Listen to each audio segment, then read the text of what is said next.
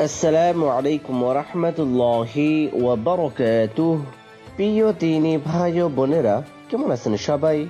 জি আলহামদুলিল্লাহ, আশা করি সকলেই ভালো আছেন। স্বামীর জীবন পরিবর্তনে স্ত্রীর ভূমিকাও থাকে কখনো কখনো। অকৃতজ্ঞ স্বামী সময়ের পরিবর্তনে তা বেমালুম ভুলে যায়। স্ত্রী অবদান স্বীকার করতে রাজি হয় না, অথচ স্ত্রীর ঐকান্তিক প্রচেষ্টার সফল হলো তার জীবনের সফলতা। একই গ্রামের রহিম ও রতনের জীবনের সফলতার পেছনেও রয়েছে তাদের স্ত্রীদের হাত, অথচ দুজন তাদের স্ত্রীর সাথে দুরকম। একজন স্বীকার করে, অন্যজন অস্বীকার করে। একজন কৃতজ্ঞ, অন্যজন কৃতজ্ঞ। রহিম গরিব ছেলে, অল্প বয়সে সে বাবা মাকে হারায়। অন্য আত্মীয় স্বজন তার খোঁজ খবর রাখলেও তার অবস্থার পরিবর্তন হয় না। নিজের অবস্থান পরিবর্তনের জন্য সে দিন রাত পরিশ্রম করে, মেহনত করে। তার অন্যতম একটি গুণ হলো পরিশ্রম। সে পরিশ্রমী এবং বিশ্বস্ত। তার মধ্যে খারাপ স্বভাব নেই। জুয়া খেলে টাকা নষ্ট করে না সে। তার বয়সের ছোটরা তাকে সম্মান করে, আর বড়রা তাকে স্নেহ করে। তার মতোই আরেকটি ছেলে আছে এলাকায়, তার নাম হলো রতন। সে রহিম থেকে আলাদা। সে খারাপ ছেলেদের সাথে মেলামেশা করে, চুরি করে, অবৈধ ব্যবসা করে।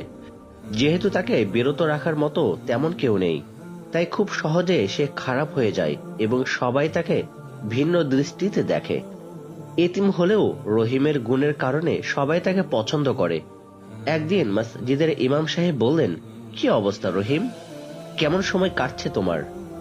ভালো আলহামদুলিল্লাহ। আমার কাছে একটা প্রস্তাব আসছে তোমার বিয়ের জন্য। মেয়ে খুব ভালো, তুমি তাদের সম্পর্কে খোঁজ খবর নিয়ে দেখতে পারো। মেয়ের বাবা তোমাকে চেনে, তুমি চাইলে আমার থেকে তাদের ঠিকানা নিতে পারো। ইমাম সাহেবের থেকে ঠিকানা নিয়ে রহিম মেয়ে সম্পর্কে খোঁজ খবর নেয়। সব দিকেই তারা ঠিক আছে, সে সম্মত হয়। দুজনের সুন্দর সংসার চলে। রহিমের স্ত্রীর নাম হলো হাফসা। হাফসা রহিমকে বিভিন্নভাবে সাহায্য সহযোগিতা করে। ফলে রহিম খুব অল্প সময়ে নিজের একটি ব্যবসা প্রতিষ্ঠান দাঁড় করাতে পারে। দুজনের সংসারে ছেলে মেয়ে হয়, দুজন সুখে দিনে দিপাত করে। অন্যদিকে রতনে বিয়ে করে।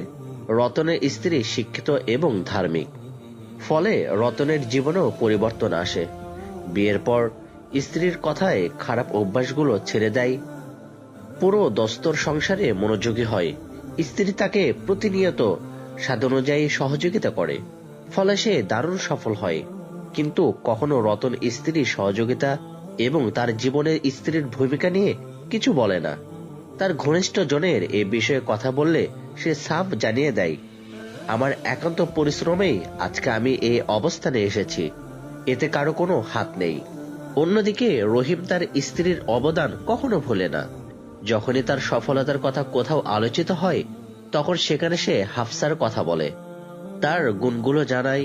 তার এক বন্ধু বলল, এভাবে কি বলা ঠিক? তুই পরিশ্রম করেই না এ পর্যন্ত এলি। তখন রহিম বলল, আমি পরিশ্রম করেছি, তোরা দেখেছিস। আমার স্ত্রী পরিশ্রম আর ত্যাগ তোরা দেখিসনি, তা কেবল আমি দেখেছি। তা অস্বীকার করা বা ভুলে যাওয়া আমার পক্ষে কোনোভাবেই সম্ভব নয়। আমি পারবো না এমন করতে।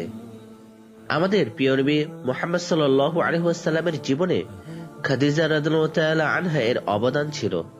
রাসূল সাল্লাল্লাহু আলাইহি ওয়াসাল্লাম গরীব ছিলেন, খাদিজা রাদিয়াল্লাহু তাআলা আনহা বিত্তবান ছিলেন। খাদিজা রাদিয়াল্লাহু তাআলা আনহা তার সমস্ত অর্থ সম্পদ রাসূলুল্লাহ সাল্লাল্লাহু আলাইহি ওয়াসাল্লামের জন্য ব্যয় করেন। মক্কা নগরীতে তিনি যখন ইসলাম প্রচারের অপরাধে একা হয়ে পড়েছিলেন, তখন খাদিজা রাদিয়াল্লাহু তাআলা আনহা তার পাশে ছিলেন। হীরা গুহায় যখন প্রথম জিবরিল আলাইহিস সালাতু ওয়াস সালাম আসে, তখন ঘাবড়ে গিয়েছিলেন তিনি, ভয়ে শরীর কাঁপছিল। সেখানে থেকে ফিরে ঘরে ঢুকেই কাঁপতে কাঁপতে খাদিজা রাদিয়াল্লাহু তাআলা আনহাকে বলেছিলেন, আমি ধ্বংস হয়ে যাব, আমাকে চাদর দিয়ে জড়িয়ে নাও। তখন খাদিজা রাদিয়াল্লাহু তাআলা আনহা বলেছিলেন, আপনি আত্মীয়দের সম্পর্ক বজায় রাখেন, অসহায়কে সাহায্য করেন, বোঝা বহনকারীর বোঝা নিজের কাঁধে বহন করেন। কি করে আপনি ধ্বংস হবেন? যখন আপনিই ধ্বংস হয়ে যান, তাহলে এই পৃথিবীতে আর থাকবে কে বলুন? অস্থির হয়ে গেলেন খাদিজা রাদিয়াল্লাহু তাআলা আনহা, দৌড়ে গেলেন চাচার কাছে। সবকিছু জানালেন। তখন তিনি সব প্রশ্নের উত্তর দিলেন। খাদিজা রাদিয়াল্লাহু তাআলা আনহা অনেকটা সোনার চামচ মুখে দিয়েই বড় হয়েছেন।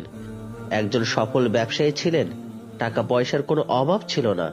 কোনো কাজই নিজ হাতে করতেন না, সব কাজই দাসী দিয়ে করাতেন। খাবারের কষ্ট কি তা হয়তো শিয়াবে আবু তালেবে বন্দী হওয়ার আগ পর্যন্ত কখনো অনুভবই করতে পারেননি। মক্কার সবাই যখন তাদের বয়কট করলো, একটি নির্দিষ্ট স্থানে বন্দী করে ফেলল, তখন সেই সংকটময় মুহূর্তে প্রিয়তম স্বামীর পাশে থেকেই স্বামীকে সাহস জুগিয়েছিলেন, সামনে এগিয়ে যাওয়ার প্রেরণা দিয়েছিলেন। পরবর্তীতে রাসূল সাল্লাল্লাহু আলাইহি ওয়াসাল্লাম রাষ্ট্রপতি হলেন, মক্কা মদিনা সহ আরব দেশের শাসক হলেন। লক্ষ লক্ষ মানুষ তার অনুসারী হলো। ইয়াতিম থাকা অবস্থায় ছোট সময়ে যে অভাব অনটন ছিল তা দূর হলো। এত কিছু অর্জনের পর তিনি খাদিজা রাদিয়াল্লাহু তাআলা আনহা এর অবদান ভোলেননি। সব সময় তার কথা স্মরণ করতেন, তার অবদানের কথা মনে করতেন, দুহাত তুলে চোখের পানি ফেলে স্ত্রীর জন্য দোয়া করতেন। প্রিয় নবী সাল্লাল্লাহু আলাইহি ওয়াসাল্লাম খাদিজা রাদিয়াল্লাহু তাআলা আনহা এর জীবন দশায় এবং তার মৃত্যুর পরও তার অবদানের কথা সব সময় স্বীকার করতেন, তার প্রশংসা করতেন। এমনকি সব স্ত্রীর মধ্যে তার সবচেয়ে বেশি প্রশংসা করতেন। তিনি অনেক আগ্রহ নিয়ে তার গুণগুলোর কথা বলতেন, হৃদয়ে তার অবস্থানের কথা জানাতেন। মৃত্যুর পরও তার হৃদয়ে ছিলেন খাদিজা রাদিয়াল্লাহু তাআলা আনহা। তাকে তিনি কখনো ভুলতে পারেননি। যখনই তার কথা স্মরণ হতো, তিনি আবেগাপ্লুত হয়ে পড়তেন। রাসূলুল্লাহ সাল্লাল্লাহু আলাইহি ওয়াসাল্লামের একজন স্ত্রী আয়েশা রাদিয়াল্লাহু তাআলা আনহা খাদিজা রাদিয়াল্লাহু তাআলা আনহা এর অবদানের কথা তিনি কিভাবে স্মরণ করতেন তা সম্পর্কে বলতে গিয়ে বলেন, প্রিয় নবীর জন্য স্ত্রীদের ব্যাপারে আমার মনে কখনো ঈর্ষা জাগেনি। কেবল খাদিজা রাদিয়াল্লাহু তাআলা আনহাকে আমি ঈর্ষা করতাম, অথচ আমি কখনো দেখিনি। যখন আল্লাহর রাসূল সাল্লাল্লাহু আলাইহি ওয়াসাল্লাম কোনো ভেড়া জবাই করতেন, তিনি বলতেন, এটি খাদিজার বান্ধবীদের কাছে পাঠাও। আয়েশা রাদিয়াল্লাহু তাআলা আনহা বলতেন, একদিন আমি রাসূলুল্লাহ সাল্লাল্লাহু আলাইহি ওয়াসাল্লামকে বললাম, আপনার মনে খাদিজার গুরুত্বই সবচেয়ে বেশি। এ কথা শুনে নবীজি আবার খাদিজার অবদানের কথা স্মরণ করেন, তার প্রশংসা করে বললেন, সে তো এমন এমন ধরনের ছিল এবং সে তো আমার সন্তানদের মা। সম্মানিত প্রিয় দ্বীনি ভাই ও বোনেরা, এই ঘটনা থেকে আমাদেরকে শিক্ষা নিয়ে আমাদের জীবনটাকে আরো সুন্দর করে গড়ে তোলার তৌফিক দান করুন। আমিন। ওয়া আখিরু দাওয়ানা আলহামদুলিল্লাহি রাব্বিল আলামিন। আসসালামু আলাইকুম ওয়া রাহমাতুল্লাহি ওয়া বারাকাতুহু।